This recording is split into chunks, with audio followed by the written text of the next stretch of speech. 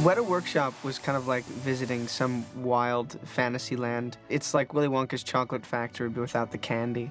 I went to the Weta Workshop, which is quite unlike anything I've ever seen in my entire career, and they made everything you see in the film. They made all the armor, all the weapons. Richard Taylor, the man in charge, I think he's a genius. He's built this workshop that is world-class in every respect. Richard Taylor has also been one of the single most important people involved on this production, because Richard has, with enormous dedication and enthusiasm, taken on one of the most difficult jobs. We chose to look after the design, the fabrication, and the on-set operation of the special makeup effects and prosthetics, the armour, the weapons, the creatures, and the miniatures.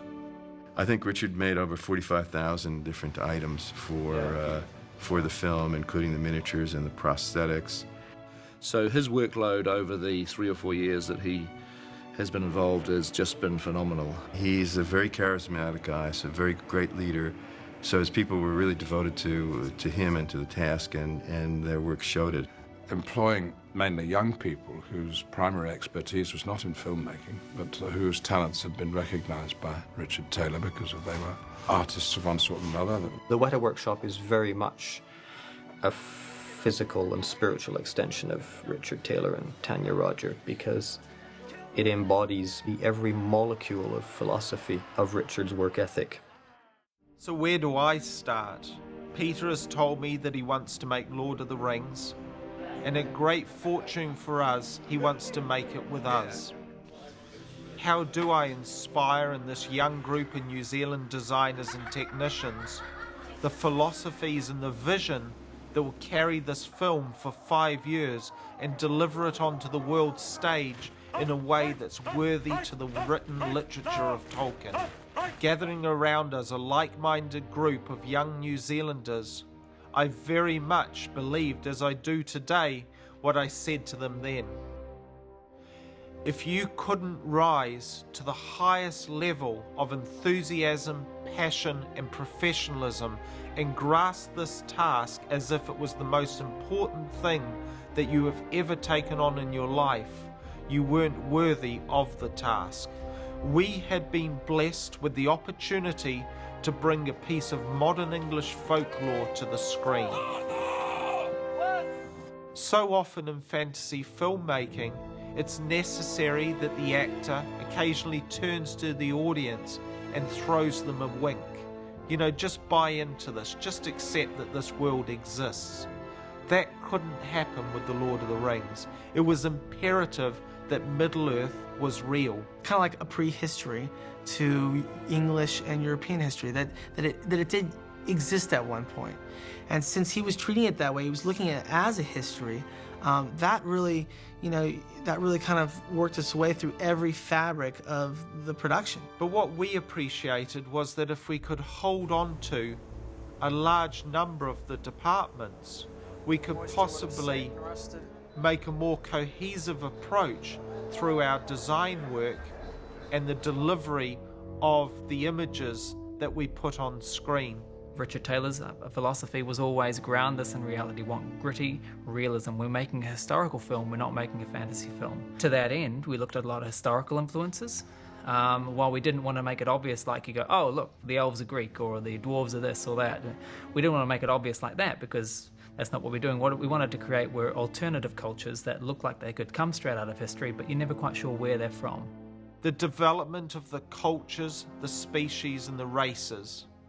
The development of the total physical reality of the creatures was imperative, so that this finely woven tapestry would create a backdrop of heightened reality upon which the actors could play out this incredible story.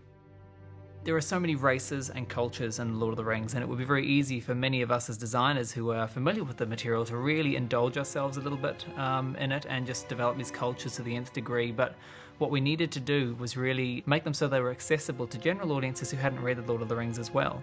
Daniel seemed to grasp everything that was good in Middle-earth. All the elves, the beautiful swords that the elves carry, He was able to design the richness of the cultures of these particular characters. But brooding underneath the harsh cloud of Mordor on the other side of the room was Warren Mahi. He looked after the Uruk-hai. He did a lot of the orc design, the goblins, anything that was nasty and spiky came out of Warren's pencil. A year into our design process and a year into the project, we had the great fortune of Alan Lee and John Howe joining us. We'd already adopted some of their sort of stylistic interpretations into our interpretation. However, when they came on board, it really gave us a solid grounding and also a tremendous upskilling and a tremendous experience base to draw from, because here are these amazingly talented guys who've been living and dreaming Tolkien for years. They'd broken a lot of ground for the weaponry, the armor, and the creatures, which was their primary mandate. And because we were working on the same floor, in the same set of buildings, there was a lot of fraternization going on. We would be, above all me, I'd be wandering out to see what they were up to and see what they were drawing, and it was very stimulating because seeing someone else treat any given subject, you've got only one desire, is to have a shot at it yourself. Everything was kind of thrown into the melting pot, really, and people would give us feedback, and we'd go off and do another day's work, and, have something ready for the next design meeting. Now, Jamie Best-Warwick and Mike Asquith didn't draw.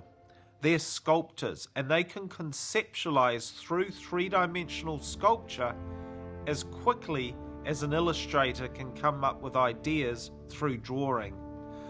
We always start off with tiny little what we call thumb maquettes, tiny little studies that are done extremely quickly that just begin to capture the feeling of form. And then from those, working on top of precast either third scale busts or sixth scale figures, we'll conceptualize the characters. Jamie Best-Warwick did a number of original sculptures, one-offs, that are in the final film today. It was incredible how quickly he was able to capture Peter's vision and deliver designs that carried on through to final shots on screen. What orders from Mordor, my lord? As you stepped down the stairs, it was like going into a manufacturing zone, but not in the sense of a production. It was like going into the depths of Middle-earth. As you came around the corner and stepped into the studio, the enormity of what we were doing began to strike, mostly from the first effect, which was looking at the stone trolls that would be glowering back at you. But as you moved through the studio, there were the huge towering miniatures on either side, crammed in there.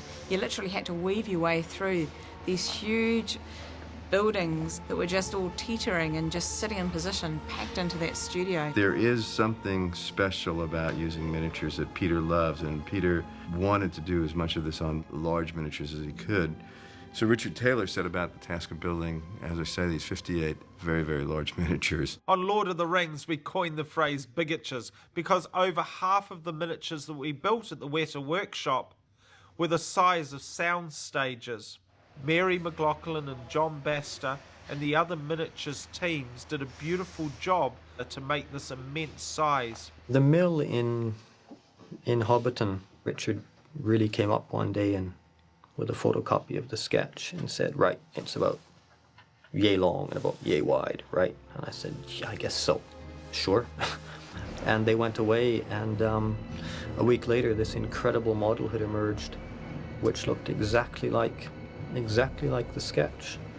I've never done a picture with this many miniatures. I don't think anybody's done a picture with this many miniatures. Because one of the things that Peter chose to do was where in many cases we would have done a matte painting, he's chosen to use a miniature instead.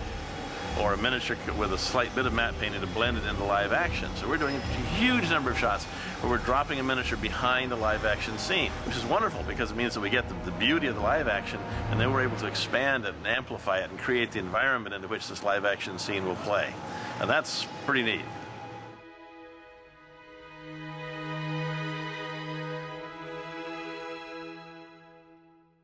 Now, the journey of bringing a creature to the screen is quite an enjoyable one. Of course, it starts with the incredible amount of conceptual design, Then we roll on and do the three-dimensional maquettes, slowly honing the form and the character and the study of each creature. After that, we would sculpt larger sculptures that you could really get into the details on and work them out. And often those sculptures were then scanned for the digital department to replicate in 3 dimensions if it was going to be a digital character, or they would be moulded and turned into masks if it was going to be a prosthetic character. One of the most enjoyable characters to create for Lord of the Rings was the creature, the Watcher in the Water. And it was important to us that we didn't just create a sort of a bizarre tentacled kraken, this thing that was a mess of massive number of tentacles, but rather it, like everything in Middle-earth, was in pursuit of the ring. We also wanted the feeling that when it burst out of the water, it would appear to increase in size, sort of like the swelling of an octopus or the hairs coming up on an angry cat.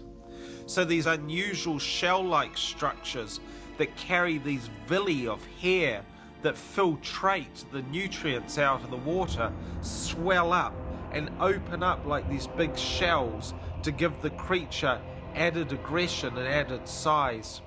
What appears to be this gummy maw finally rolls out and becomes a huge set of teeth. I described it to the guys as if it's this bizarre sphincter, and would actually act it out with my hands as if the teeth roll out, and there they are biting at the end of my fingers. Each tentacle ended in 2 fingers and an opposing thumb. So when Frodo is grabbed by the leg and lifted up, these tentacles can try and find out where the ring is.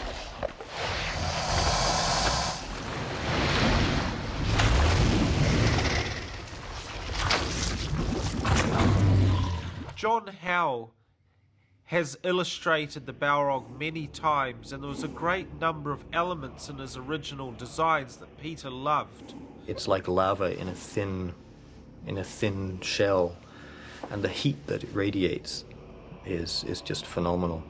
We wanted the feeling that this was some sort of bizarre bull hybrid with a dog. It's got a whip-lashing lizard's tail, these knuckly toes, and this huge backbone crest of flame that erupts to show its height and anger. It's got these large bull horns that come around to the front of its face. Ben Wotton, one of our senior designers, took those original design drawings of John Howe's and built on them in close accordance with John's thoughts to create a final large-scale design maquette that stood about 4 to 5 foot tall, that perfectly captured all of the elements that we wanted in this creature.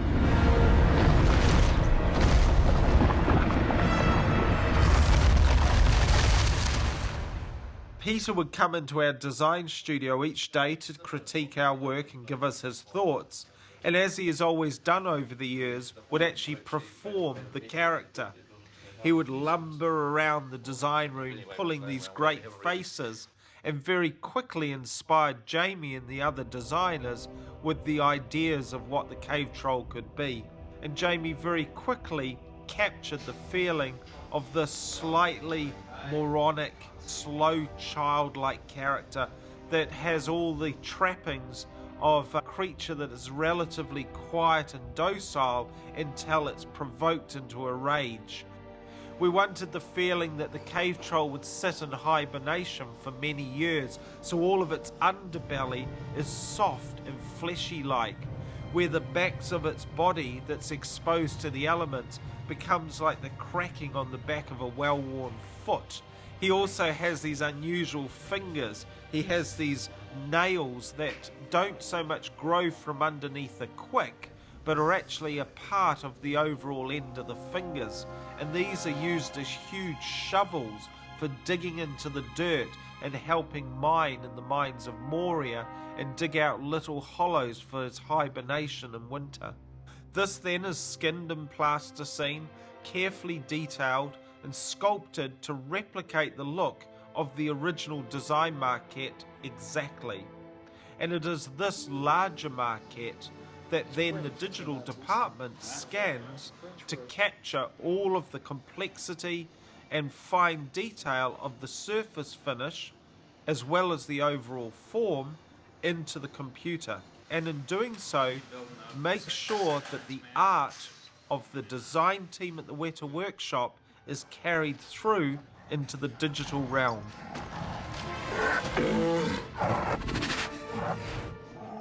Now, the department that we oversaw at Weta that required the most extensive amount of work was the realisation of the creatures through prosthetics. Although we had small and subtle prosthetics for a lot of the lead actors, the most prolific amount of prosthetic work was used on those that are evil in Middle-earth. The Uruk-hai, the goblins, and of course the orcs. Peter wanted something special for the goblins of Moria. We drew all kinds of crazy creatures that you could never hope to get anyone inside a suit to play those, but making them into these sort of insect-like creatures with uncomfortable spikes, and I think Jamie probably sculpted up the actual faces they have. Over the length of 3 films, we produced over 10,000 facial appliances, over 1,800 bodysuits in foam latex. We brought that in by the container load. Every couple of months we'd have a new container of foam latex arrive. It was purely brought into the workshop to make the thousands of hobbit feet, the suits of Uruk-hai and orc undergarment bodies. The foam latex ovens ran 365 days a year for 3.5 years to manufacture the massive amount of appliances out of 3 huge ovens. It was amazing how much foam latex we used. I could never have visualised that quantity. All of the prosthetics then had to be washed, seamed, painted and stored on racks ready to go out on set. Prosthetics have a very limited life. Facial appliances only last a day, and full suits only last 6 days before they're requiring to be returned to the workshop for either servicing or to be ground up into foam pellets and thrown away. On top of that too had to come all the paint and the specific sort of prosthetic materials and makeups in order to service the application on set. They also had to be imported from LA. We had a team of 12 makeup artists operating under Marjorie Hamlin and Dominique Till, who looked after respectively the first and second unit prosthetic requirements for Weta Workshop. Each day, a multitude of characters would be applied into elaborate facial appliances and then put into full foam latex bodysuits. Teeth would go in, contact lenses, and the wigs would finally be fitted to create the overall feeling of these unusual creatures.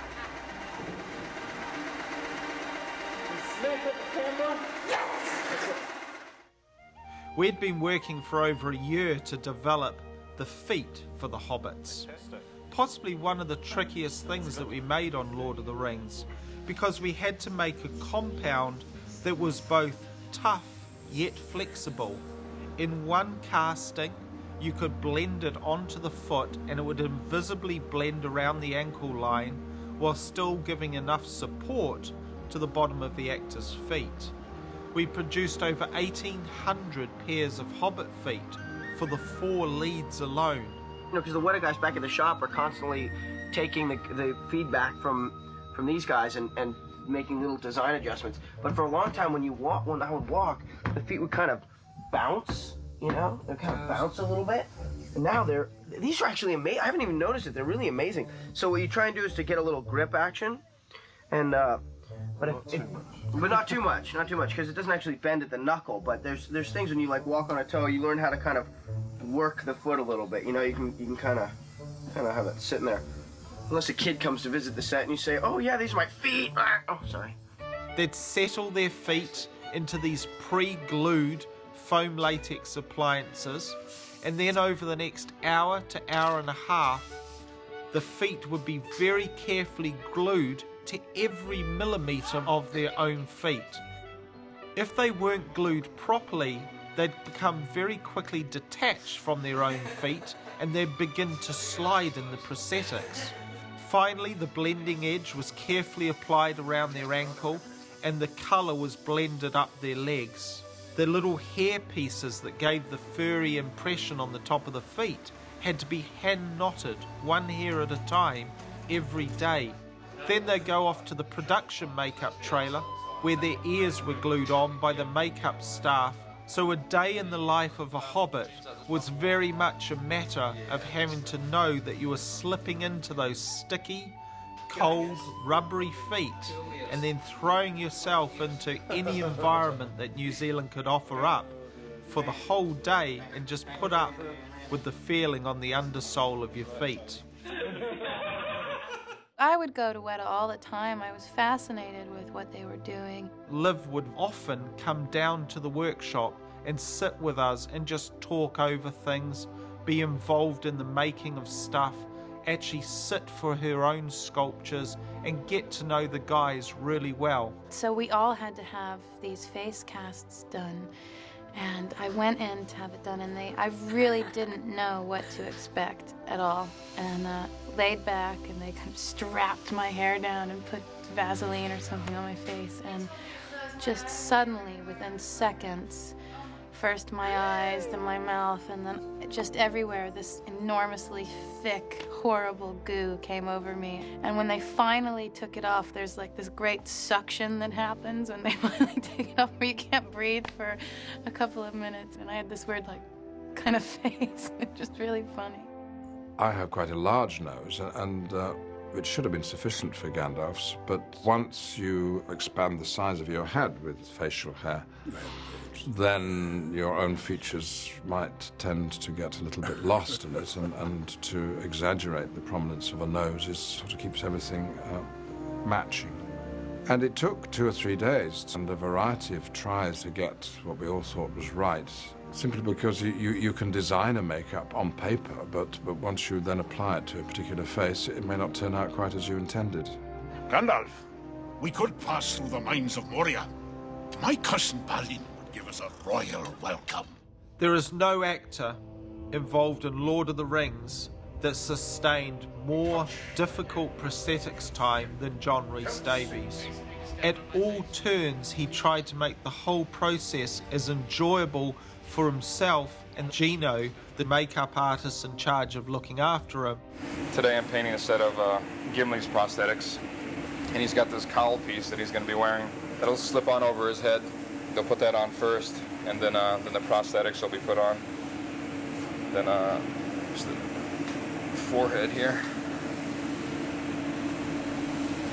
The forehead will go on. And then we've got the nose and cheek pieces. Every day he would come in, his face would be cleaned, his hair put back, a final shave of any stubble, and the process began. 4.5 hours later, the foam latex head appliance, the ears, the silicone facial appliances, the huge amount of hand-knotted hair, beard, moustache was applied to turn John Rhys Davies into the character that you see as Gimli. And I always try to make it my business. Whenever I was in costume and in makeup and I had the armor and all that on, and I was close enough, I would go back and show them the results of their work as it actually looked on, and show them what they'd done. As you walked into the armour department, there was a different feeling. There was always a frenzied feeling in the armour department because there was a transformation going on all the time. There was armour being created out of leather, very organic armour, very gritty and grim. Certain parts of the armour department had fantastic array of metals and buckles and rivets and all the sorts of things that would hold it all together. Then you'd move through into the area that was where the steel armour was made, and that in itself was a huge experience because of the fact that the sound itself of the metal being beaten onto an anvil was so loud and so organic that you just couldn't help feeling like you were sort of a part of Middle Earth in there. John Howe is one of the world's leading people in the understanding of medieval armour and weapons. When John arrived, he was able to bring to Weta a level of design knowledge, fabrication, and some of the complexities of the construction of armour that we didn't understand at that point. Armor is the most impossible thing to understand and to render illustratively, because all of these static shapes interact with each other in very, very surprising ways, and it's nearly impossible to understand unless you have some fairly serious layman's knowledge about how it works. It's always frightening and astonishing about how beautiful it all is. But I've worn a lot of the real stuff because I'm one of these really thin guys who can get into it all. He was able to let us know what worked and what didn't, why things were built in a certain way. And that level of inheritance and that level of culture and history that he was able to invest into our armour making process was a wonderful thing for us at that point in the making of Lord of the Rings. You can design your heart out, for months with a pencil and a paper, but the actual materials themselves, whether it's leather or wood or stone or metal, will lead your hand to shapes and ideas that you cannot arrive at just with a pencil and paper. We also had the great fortune of finding 2 armour smiths.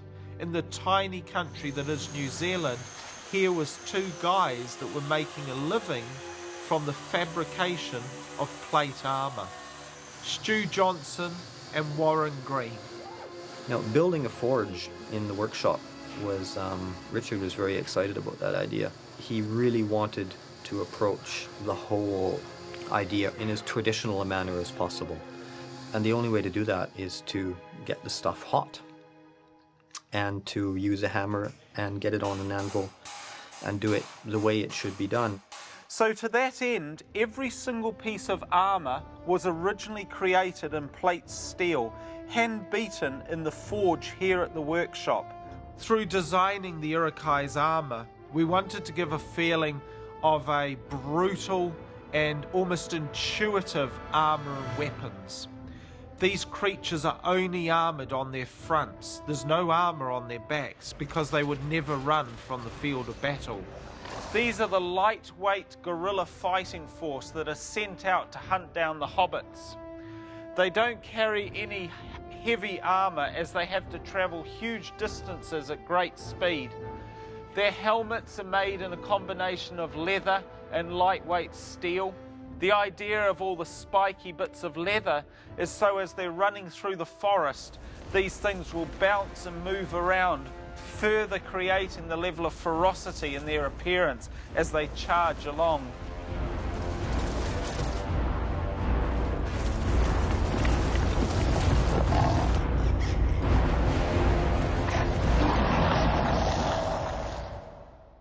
The orcs aren't bad at making armour, they just make really ugly armour. And their armour is very, very successful. As you can see by this set of leather gauntlets, they've managed to create articulated lames, and their black speech motifs are tattooed into the leather to put their own incantations of evil into the leather surface. The concept behind these Maori orcs, Peter said that he wanted them to look like cockroaches scuttling in mass, these black, dark, nasty suits of armour. Now, we based this helmet on a sort of a deep-sea fish, theorising that most of their food would come through the deep cracks of the earth where these fish may be washed into these deep caverns. The helmet very much takes on the perception of this huge mouth of this deep-sea fish.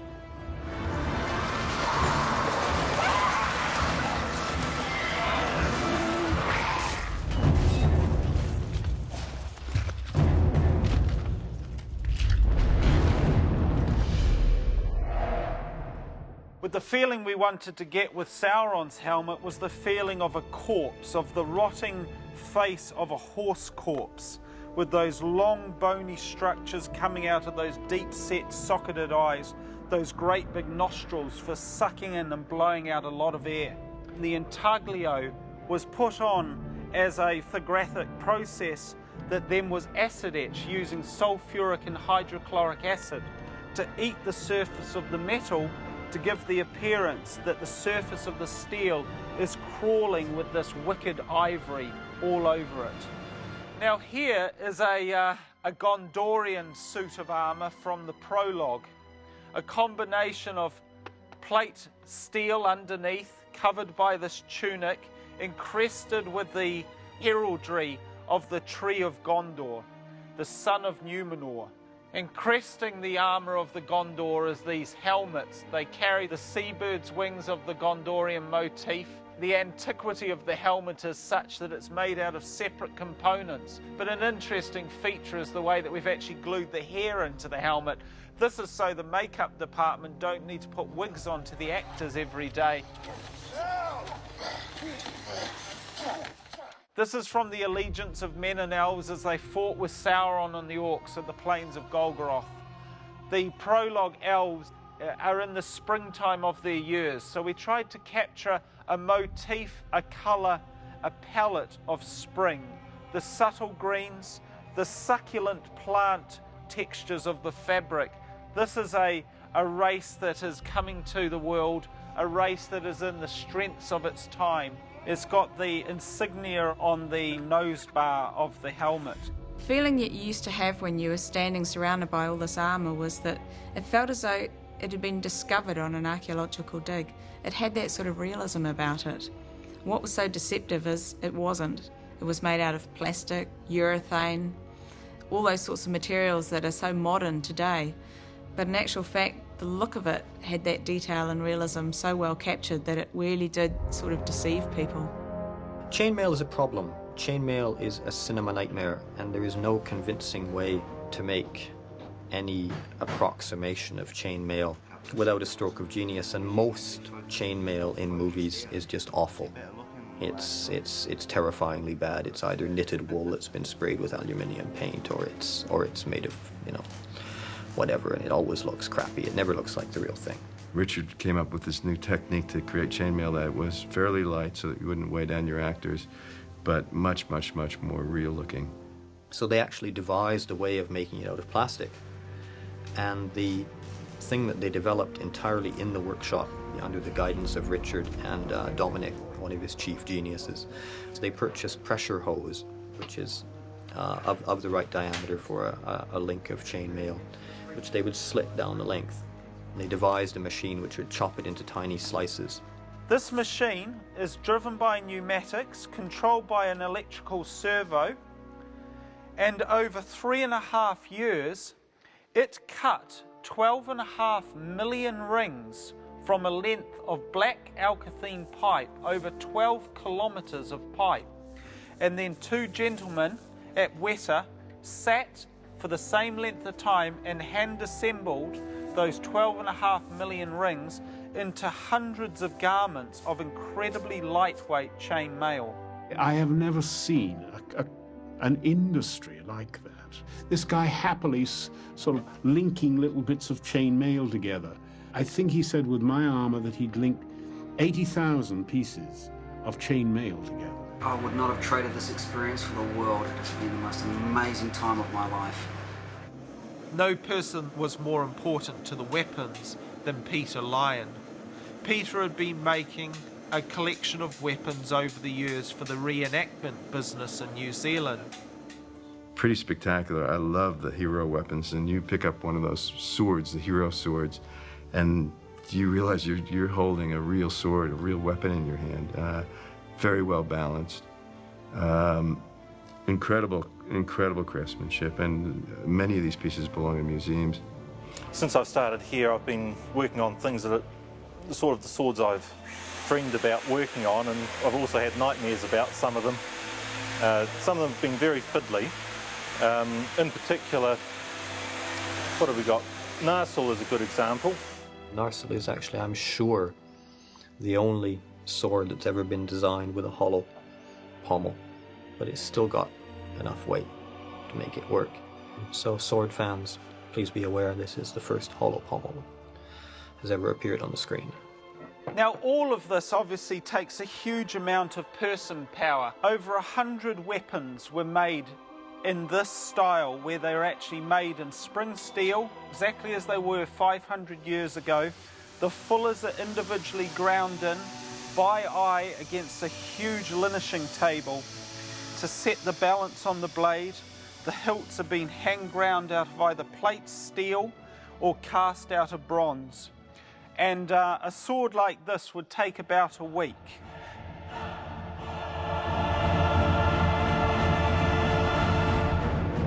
Lying next to it again is Glamdring, the sword that Gandalf wields so heroically and magically at times.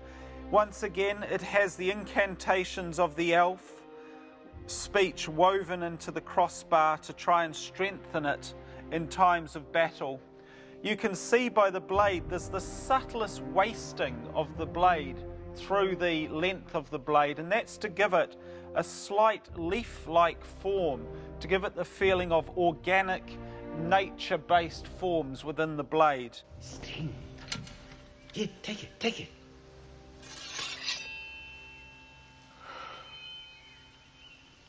It's so light. Yes, yeah, made by the elves, you know. I remember the day that I saw Sting for the first time, and it was sort of in its infancy. It wasn't completed yet.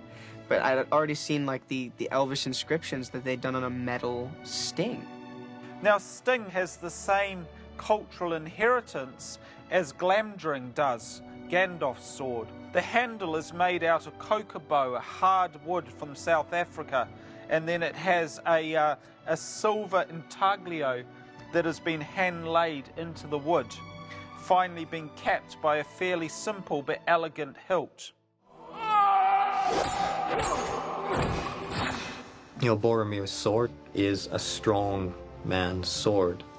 It's made for someone with very, very thick wrists. Boromir, of course, a descendant of Gondor, carries a one-handed fighting sword. It's actually a hand and a half. You can fight with it single-handedly, but the pommel is extended enough that if you want to draw into a two-handed blow, you have got the space to put your hand up onto the crossbar. The swords have to be balanced quite comfortably through just in front of the crossbar. It makes for quite a beautiful fighting sword.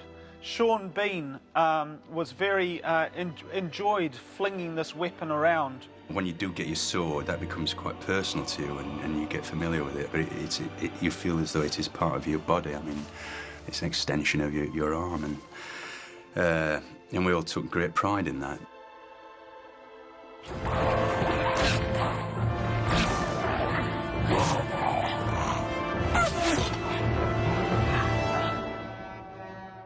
Legolas carries a quiver of arrows on his back. We made over 10,000 arrows for Lord of the Rings. Every race and every species has a different sort of arrow. Every arrow has its own head design. This has got a little floral motif on the actual blade of the head. It carries a green fletch on it. This is his quiver, but carried in his quiver are the white knives, his fighting knives. And you can see it has got an elven etching down the blade. The handle is inlaid with a gold etching that's laid into the timber. It's got boxwood as the timber of the handles. These he carries over his back, and he's able to draw both at the same time.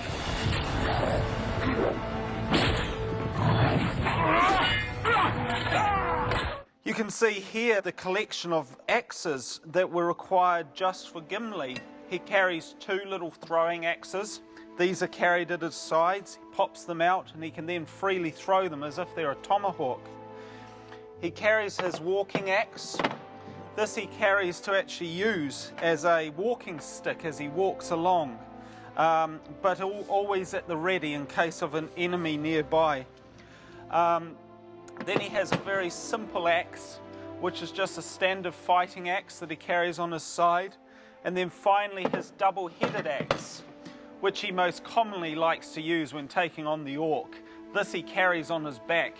By a shrug of his shoulders and a flick of the wrist, he can pull it out of the back holster and quickly grab it, ready to take on the enemy. We tried to once again inherit the culture of the different species, as you can see here with the geometry and the geometrics of the dwarven design into the head of the axe. And even the way that the leather has been laid onto the handle takes on the geometric nature of the architecture of Moria.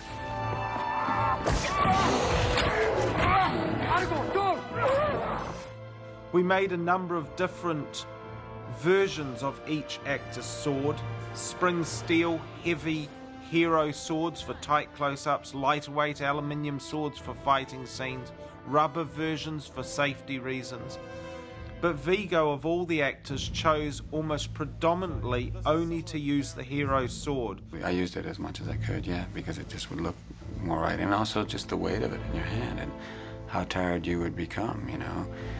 It looks silly when you do a big battle sequence if everybody's like, all the time. You know, at a certain point, you kind of miss, you deflect, you can't keep that amount of energy going all the time. He caught us out as well on arriving at Weta. He said to me, so how would I keep it sharp? I asked for a sharpening stone, because if you know you're fighting that many times and you're parrying that many times and cutting through armor and all that, I mean, you need to sharpen your sword now and then. So indeed we went ahead and cast up a little urethane replication of a whetstone, so that in theory Strider could sharpen the edge of his sword. His sword was quite unusual because built into the scabbard was a little utility knife, a little tiny dagger that's not used in any way for fighting, but really an eating knife. Things like the eating knife that's part of the scabbard for the sword, it's just a practical thing, you know. What do you clean a rabbit or a deer with? You're not going to use your sword, you know what I mean? I remember he came in and he was just really quiet. He was just really quite quiet, and he had this sort of steely look about him.